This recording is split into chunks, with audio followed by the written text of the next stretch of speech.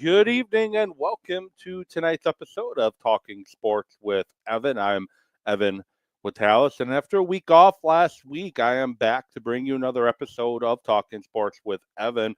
Dealing with a little bit of a cough, a little bit, so I didn't want to have too much of a coughing attack on you last week, and still dealing with a little bit of it today, but figure I would give it my best shot because there's a lot to talk about, a lot to discuss in the wide world of sports.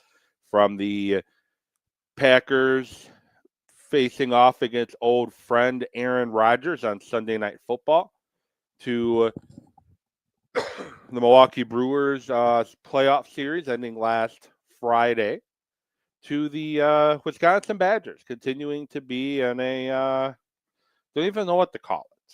They haven't scored a touchdown in like 2 games.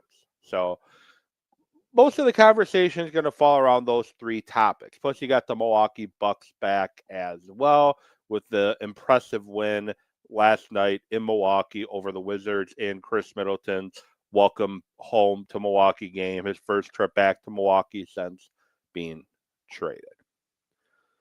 So you can find Talking Sports with Evan on Spotify or Spotify for the podcast version, or you can find the video on Facebook and YouTube, Talking Sports with Evan, or on X at Evan with Sports, that you can see in the bottom corner of the screen, the Twitter or X account to check out my account there. Give me a follow, give me a like, give me a subscribe, give me a rating.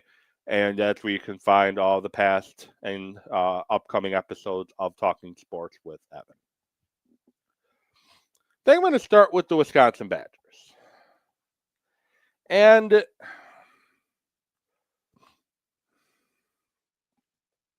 it's frustrating. For those that don't know, I grew up in Madison. Grew up a Badger fan. I've talked about it before on the show, for those that are new.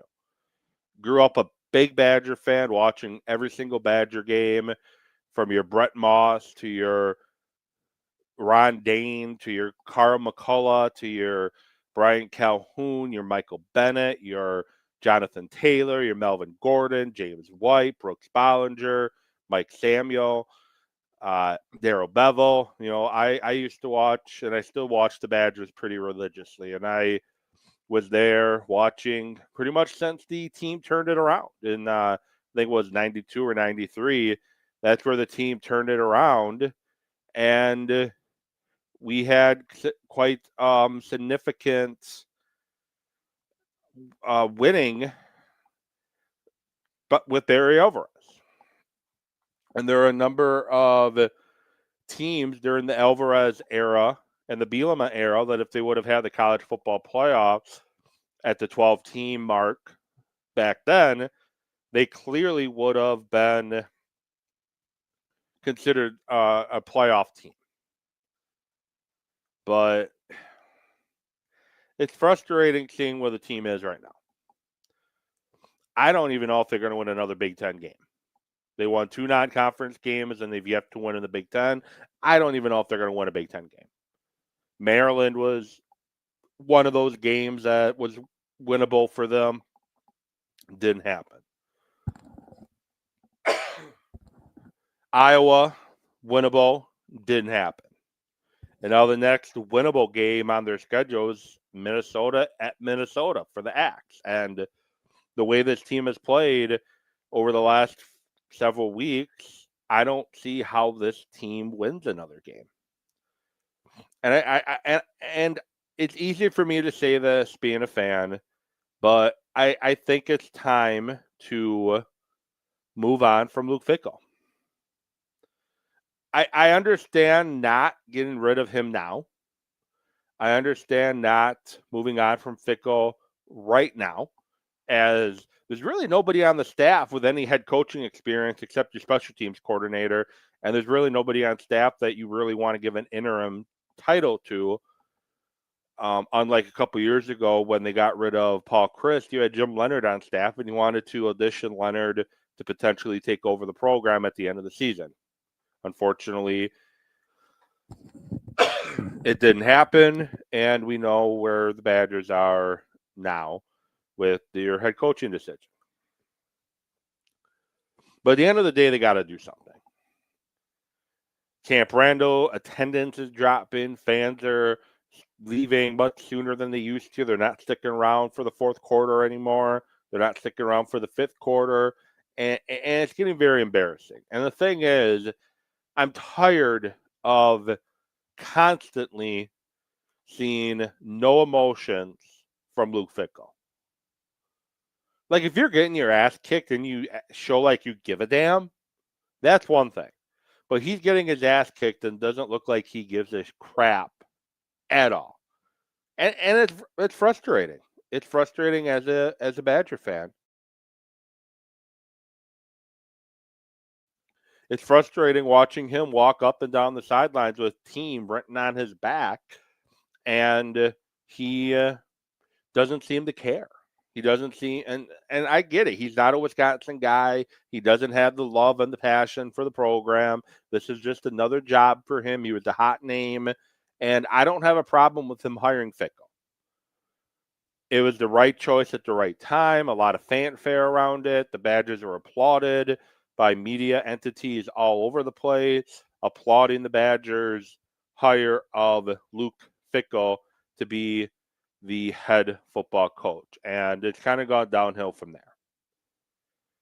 He talked about finding a way to keep all of the recruits home, not letting the recruits leave, put a fence up around a radius around Wisconsin, and it hasn't happened. Guys are still leaving, going to Notre Dame, to Penn State, to Ohio State, to Minnesota, to Illinois, to Northwestern. The state guys are leaving. They're still leaving. He didn't do it. And I get the vibe that he's not really well liked amongst the high school coaches in the state of Wisconsin. Talking a couple weeks back, getting ready for a game that I broadcast in the press box at the school that the team that I broadcast was playing at, and we're chatting a little bit in the press box, and he knows Wisconsin and Luke Fickell and whatnot fairly well, and he didn't have a lot of good things to say about him. Fickell is pretty much abandoning the state of Wisconsin when it comes to recruiting. And the program was built around keeping all the top talent in the state, a la your O linemen, your D linemen, some running backs, keeping them in state, and then going other states to bring in and fill in the skilled position guys. And it doesn't seem like Fickell wants to do that. One of the top running backs from Catholic Memorial from a couple years ago is running the football for Penn State. The top kicker in the state who originally committed to Wisconsin is now at Notre Dame. Top tight end in last year's recruiting cycle, Ferguson, he's at Notre Dame. Sorry, not Ferguson, but anyways, it seems like all the top guys in the state are leaving. And it doesn't seem like he has much of a relationship in the state amongst the coaches within the state. And I don't really have an answer for who needs to take over the job, but you got to make a change. And this letter that Chris McIntosh wrote to the fans, to the media earlier this week, makes me think it's time for Chris McIntosh to leave too. McIntosh acknowledged that the Badger season has fallen well short of our standards under Fickell, the third-year coach, who is 15-18 at the school and 2-5 this season. Coach Fickell sees the potential in what this team can be, as do I, and he shares the same disappointment and frustration. Really? He doesn't look like he's frustrated. He doesn't look like he's disappointed. He looks like, well, whatever. McIntosh wrote, our student athletes continue to stand and fight with character and pride as they battle through this moment of adversity, and they deserve all of our support. Yeah, the Badgers had a guy last Saturday, broke his arm in the first quarter, leaves the game, gets a cast on it, wraps up the cast, and he's back out there playing the linebacker position because he cares. I wish we had more guys like him. I wish we had more guys like this linebacker who I mentioned broke his arm and he's back out there playing football once again because he is passionate and he is fired up and he wants to see this program win. But it's frustrating to watch. And I'm working on getting a couple guests on who played for the Badgers. Just our schedules haven't meshed well enough right now to make it work. But I'm working on getting some guests on who's played for the Badgers who can kind of talk about and give their perspective from a former player standpoint on what is going on at Wisconsin. But here's the thing, too, though, for Badger fans. I know the football team has been frustrating, but the volleyball team doing very well. I know they lost to USC on Sunday at the field house, but they're on a West Coast trip right now, and they're doing very well. They're winning matches. They, I think, are 12th in the country. The Wisconsin women's hockey team is number 1 in the country.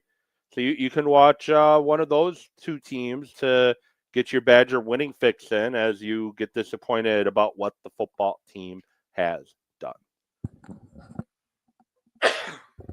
Moving on, this is, again, Talking Sports with Evan. Find me on Spotify, Talking Sports with Evan, YouTube, and Facebook, same name, or on X at Evan with Sports. Packers got a win over the Arizona Cardinals on Sunday, 27-23, and it wasn't a pretty win, but at the end of the day, as I say, a win is a win. You never apologize for a win. Jordan Love was efficient. He didn't light up the box score, but he was efficient. 19 of 29 for 179 yards and a touchdown. Josh Jacobs only had 55 yards rushing, but he seems to be more comfortable as the games go on. He had 2 rushing touchdowns in the game, and he was on a bit of a pitch count too. Romeo Doubs continues to shine. Tucker Kraft continues to shine. Quay Walker had a strong game, and Micah Parsons. Micah Parsons showed us why we traded, or why the Packers traded 2 first-round picks in Kenny Clark for Micah Parsons. 3 sacks in the game, 2 of which forced the Cardinals to settle for field goals, and 1 of which forced the Cardinals to call their last timeout on the Cardinals' final drive of the game when they were trying to score a game-winning touchdown.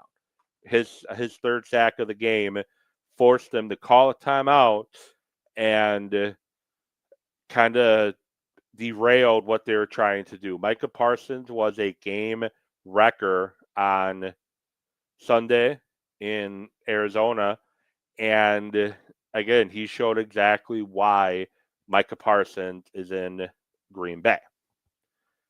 So it was great to see that happen. It was great to see them get the win. Obviously, some things to clean up, some things to improve. But this week they get old friend Aaron Rodgers, the quarterback of the Pittsburgh Steelers. Aaron Rodgers is coming, well, it's in Pittsburgh, but he is playing the Packers for the first time in his career, 3rd year away from the team, and he is getting, unlike when Brett Favre left, he spent a year in New York and then went to the Vikings for 2.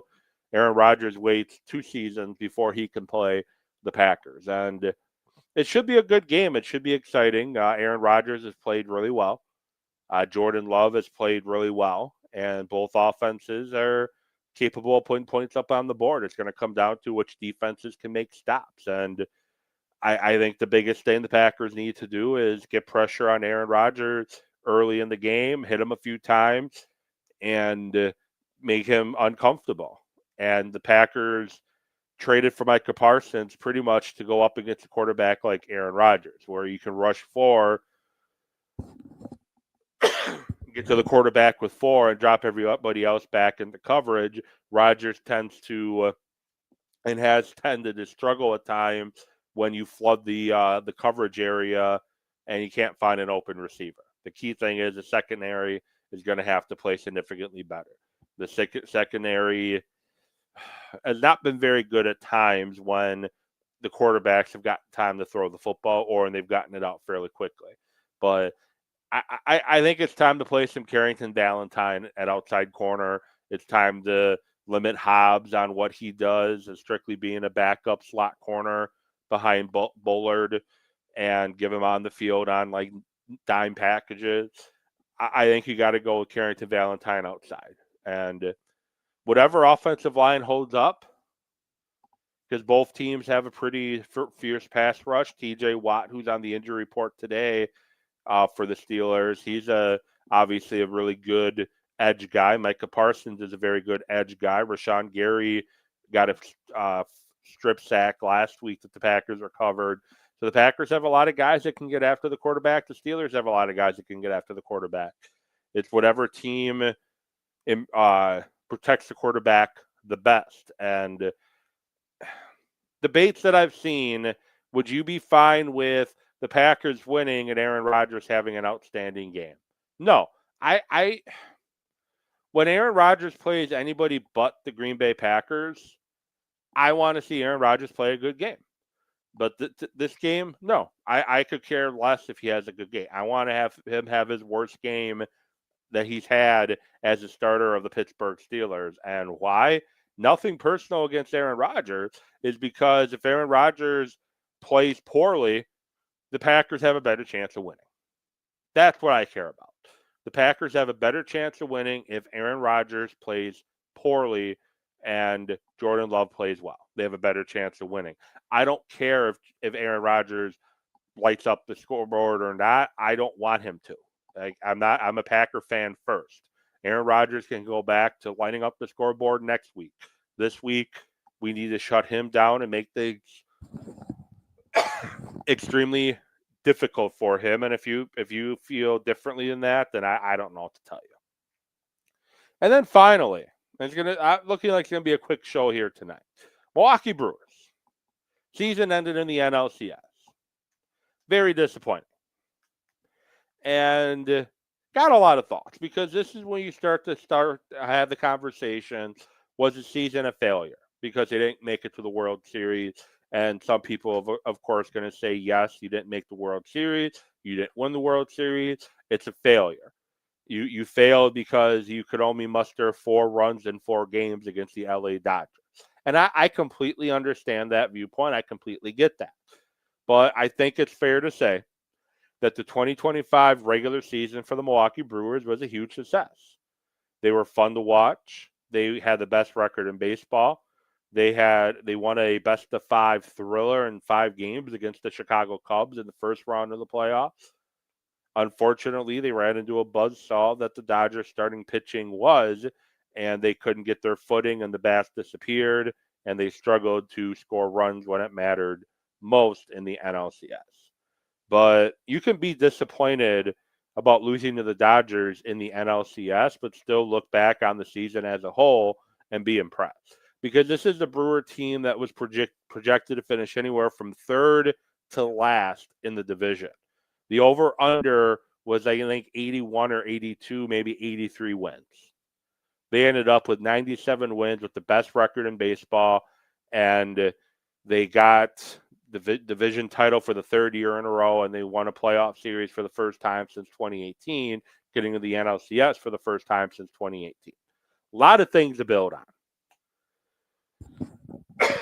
Bryce Terang had an outstanding, especially second half of the season, although his bat slowed down in the playoffs. Jackson Chourio continued to look like a budding superstar, and the Brewers have him for another 6 years at this point. Jacob Mizorowski showed flashes of brilliance. Quinn Priester was probably one of the best pitchers the Brewers had, not named Freddie Peralta all season long. Freddie Peralta won you 17 games, and he only has an $8 million option, club option for next year. So unless they get a huge return for him, I think he'll be back in a Brewer uniform. Caleb Durbin had a great year after a slow start at third base. Sal Frelick continues to get better. Then Andrew Vaughn was a great find. The only biggest concerns with the infield is Jory Ortiz's bat. And he had a pretty good bat his rookie year when he was playing third base, but he couldn't seem to get the footing with the bat this first year at shortstop with the Brewers. Maybe next year show some improvement, or maybe you bring somebody else in. The disappointment was Christian Yelich and William Contreras, and those guys completely no showing in the NLCS. That hurts. And at the end of the day, you got to find another power bat. And maybe it's Andrew Vaughn with a full year in Milwaukee. Maybe Jackson Chourio develops a power bat. I know he had over 20 home runs again this year, back-to-back years. But the Brewers need another bat. And it can be a first baseman. It can be a third baseman. It can be a shortstop. But they could use another power bat in their lineup. A guy who can come up with a big hit when it matters most. And that's something that the Brewers could not do. But the nice thing is they're another year older, another year better, another year improved. And you hope in the offseason of after you fall short the way they did, you hope that offseason they show up motivated and hungry and they put the work in they need to do. And the roster may look different next year. Freddie Peralta might get traded. Jose Quintana is likely gone. Rhys Hoskins is likely gone. They might trade some other pieces away. But at the end of the day, the Brewers have a very good foundation to continue to improve on. And if Jacob Misiorowski, now that he has the taste of some success in the big league levels after some failure, he was able to turn it around and have more success. Maybe he ends up being a great sophomore year. And the Brewers have a lot of talent in the minor leagues too that maybe they can package some guys around to bring in a bigger name bat for this team. But I don't feel the season was a failure. I had little to no expectations coming into the season because you just didn't know. I did project that they were going to make the playoffs. I figured they would make the playoffs as a wild card team and then lose in the first round. And I was wrong about that. They won the division, won 97 games, had the 1 seed, beat the Cubs in 5, and ended up falling to the Dodgers in the NLCS. But I had really no expectations going into the 2025 season. And I left the 2025 season feeling happy with what the Brewers did. Now, yes, we got to strive for better. The next step is, yes, we got to the NLCS. Now it's got to be about winning the World Series. It's got to be about getting to the World Series and trying to win. And that's what's going to be up to Matt Arnold and the front office moving forward is what can they do with their limited resources to move this team closer to a World Series title. Well, that'll do it for tonight, Talking Sports with Evan. Thank you for all those watching live on X, on Facebook. The podcast will come out very soon on Spotify, but I appreciate you all watching, and I'll be back at you next week talking Packers, hopefully a victory over the Steelers, getting you ready for next week's game for the Packers after talking about their victory over the Steelers and talking about more. Thank you so much, and I'll get back at you next week.